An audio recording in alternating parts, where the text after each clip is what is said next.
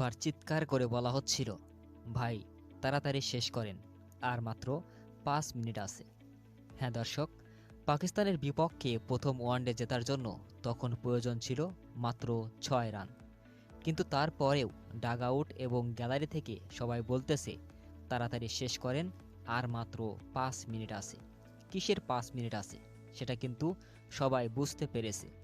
বাংলাদেশ দলের জয়ের জন্য প্রয়োজন ছিল 6 রান, আর ইফতারের সময় ছিল মাত্র 5 মিনিট। তাই তো সতীর্থ ক্রিকেটারেরা নাজমুল হোসেন শান্ত এবং তানজিদ হাসান তামিমকে বারবার বলছিল তাড়াতাড়ি শেষ করার জন্য, কারণ ম্যাচটা তাড়াতাড়ি শেষ করে যেন সবাই একসাথে ইফতার করতে পারে। কিন্তু এই তাড়াহুড়ো করতে গিয়েই আউট হয়ে যান নাজমুল হোসেন শান্ত।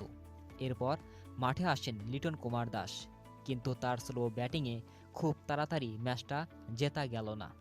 তারপরেও ইফতারের আগে ম্যাচটা শেষ করার জন্য 15 ওভারে যে পানির বিরতি দেওয়া হয় সেটাও খেলোয়াড়েরা নিতে চায়নি বা শেষ পর্যন্ত নেয়নি। যাই হোক, সবশেষে 15 ওভার 1 বলে কাঙ্ক্ষিত জয়টা তুলে নিয়ে প্যাভিলিয়নে ফেরে ক্রিকেটারেরা। এবং এরপর যে ক্রিকেটারেরা রোজা ছিল তারা সবাই ইফতারের জন্য তৈরি হওয়া শুরু করছিল। যাই হোক, পাকিস্তানের বিপক্ষে প্রথম ওয়ানডে ম্যাচে বাংলাদেশ জয় পায় 8 উইকেটের বিশাল ব্যবধানে। এই জয়ের ফলে 3 ম্যাচ ওয়ানডে সিরিজে 1-0-তে এগিয়ে গেল বাংলাদেশ। দুর্দান্ত বোলিং নৈপুণ্যের জন্য ম্যাচ সেরার পুরস্কার হাতে ওঠে নাহিদ রানার।